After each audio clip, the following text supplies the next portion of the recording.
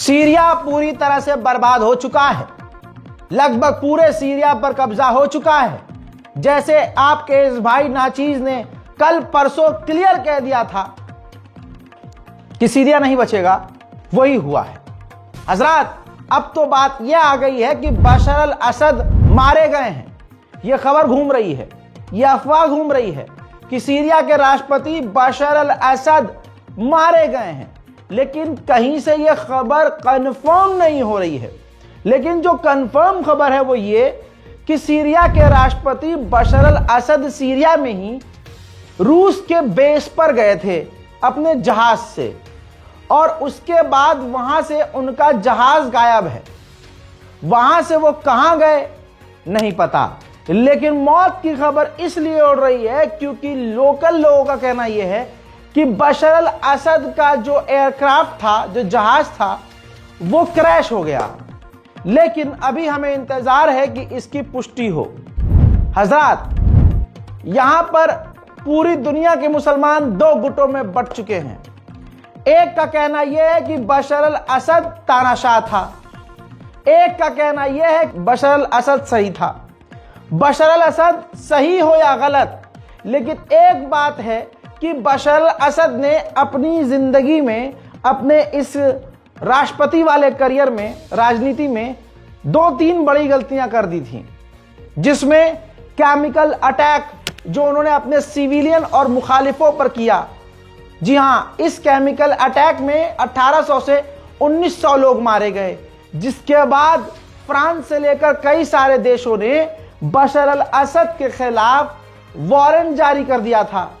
लेकिन अब जिनको बशर अल असद लगता है कि तानाशाह था और मान लिया था, तो बशर अल असद मौत के काबिल हो गया। लेकिन नेतन्याहू, जिसने 50,000 से ज्यादा फिलिस्तीनियों को ऐसी मौत दी है कि ऐसी मौत का कभी हम ख्वाब ख्याल में भी नहीं सोच सकते थे। लेकिन उन अमेरिका, जर्मनी, फ्रांस के लिए तानाशाह नेतन्याहू नहीं है, बशर अल असद है। बहरहाल सरकार पूरी तरह से गिर चुकी है। लगभग 53 सालों तक, ये तस्वीर देखिए ध्यान से, ये 53 सालों तक इनकी रिजीम थी। यही है बशर अल असद की पूरी सरकार, जो लगभग 53 सालों से सीरिया पर राज कर रही थी। ये पूरी रिजीम अब टूट चुकी है, गिर चुकी है। हजरत मोहम्मद जलाली जो हैं सीरिया के प्रधानमंत्री, उन्होंने बिल्कुल सही कदम उठाया।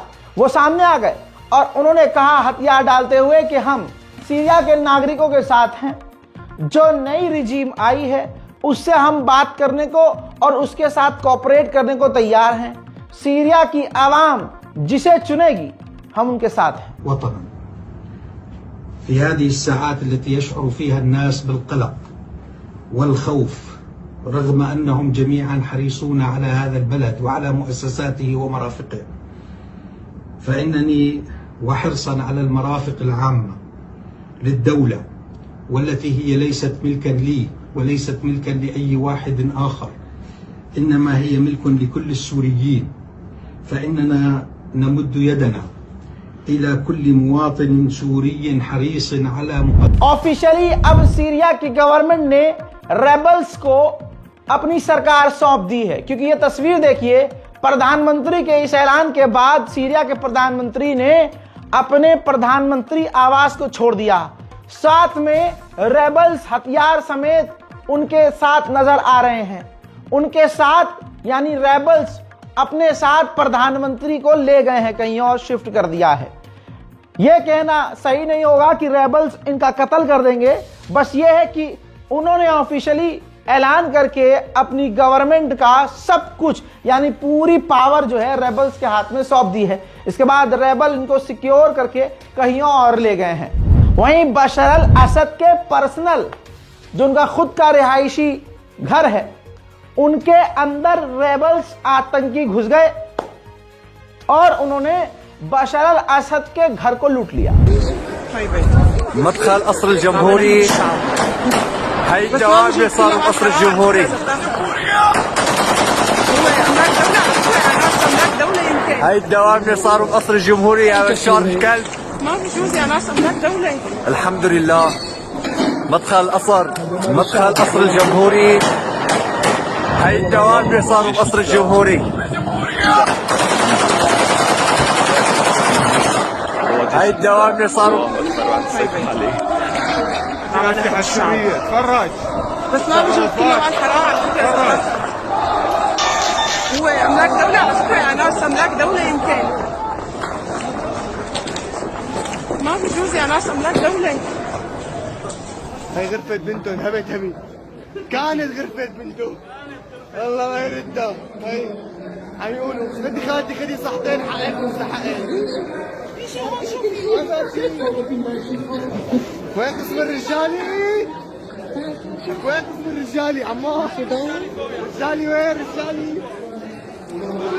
بيبي لا يكسروا هيك. حيرهم انزلا. هذا مال الشعب والله مال الشعب. مال لك الماركات ويدهم شو؟ मेरे दोस्तों, इससे बड़ा अपडेट ये है, ये लेटर हेड रेबल्स ग्रुप का है. जारी करके इन्होंने ऐलान किया है कि पूरे सीरिया में जितने भी कैदी जेल में हैं सबकी सजा खत्म कर दी गई है, सबको माफ कर दिया गया है, सबको आजाद कर दिया गया है. मेरे दोस्तों, अब एक खतरनाक तस्वीर. बशर अल असद के कजन ब्रदर जो सीरिया आर्मी के कमांडर थे, उनको मैदान में सबके सामने क्रेन से लटका दिया गया और उनको दुनिया के सामने, पूरे आवाम के सामने कत्ल कर दिया. अब हम कोई जजमेंट नहीं देंगे, कमेंट सेक्शन में ही हम पूरे कौम को, मुसलमानों को दो हिस्सों में बंटता हुआ देखेंगे. बस यही कहूंगा, सोच समझकर कोई फैसला लीजिएगा, क्योंकि अगर सीरिया में इस तरह से सरकार पलटना सही है तो फिर अपने अपने मुल्क के बारे में जरूर सोचिएगा. रेबल्स के कई सारे लीडर हैं, उनमें से एक सीनियर लीडर सीरिया की ऐतिहासिक मस्जिद उमैयद मस्जिद, नाम मस्जिद का उमैयद, उस उमैयद मस्जिद में पहुंचे और वहां उन्होंने भाषण दिया.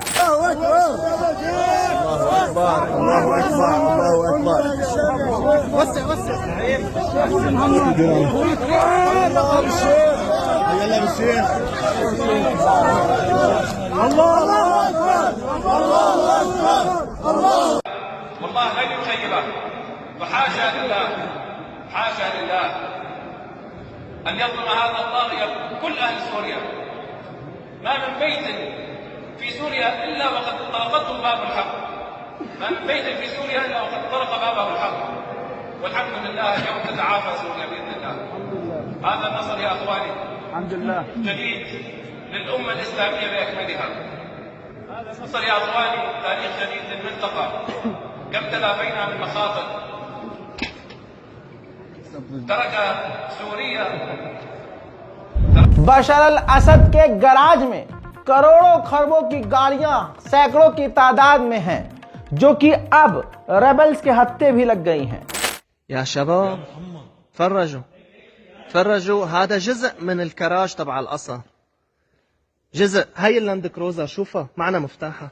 وينه؟ معك مكتوب عليه لاند كروزر اسود. شوفها. شوف اللامبرجيني حبيبي. تفرج نحن كنا عايشين نحن. تفرج حبيبي. نحن مالنا بدبي، نحن بكراج الحمار. نحن مالنا بدبي. شوها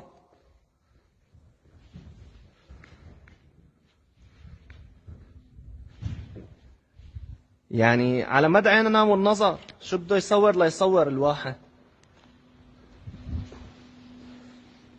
बशर अल असद, जैसे मैंने आपको कल परसों और तरसों मैप दिखाना शुरू किया था, सबसे पहले रजाग्राफी ने दिखाया था. ये देखिए, अब पूरा सीरिया ग्रीन हो गया है, यानी रेड वाला एरिया पहले बशर अल असद के हिस्से में था. अब आप देख लीजिए, कहीं भी आपको रेड नहीं नजर आएगा, अब सब ग्रीन है, क्योंकि हर जगह इस ग्रीन वाले हिस्से में रेबल्स का कब्जा है. वहीं रेबल्स ने सीरिया के टीवी पर, मतलब टीवी स्टूडियो में घुसकर लाइव ब्रॉडकास्ट कर दिया और ऐलान कर दिया कि बशर अल असद की सरकार गिर गई है.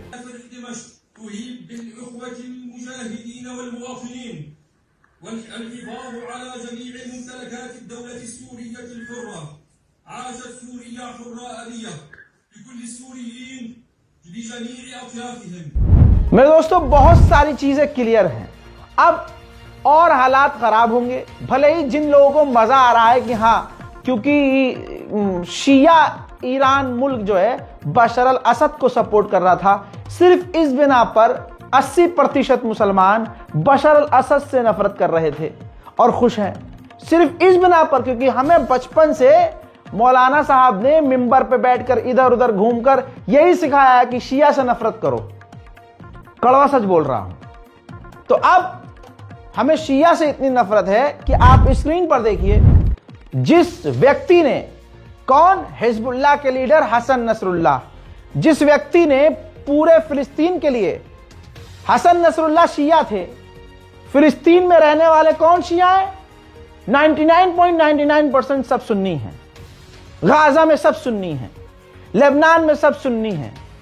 इस व्यक्ति ने, हिजबुल्लाह के लीडर हसन नसरुल्लाह ने अपने दम पर इजराइल की ऐसी की तैसी कर दी और अपनी जान दे दी।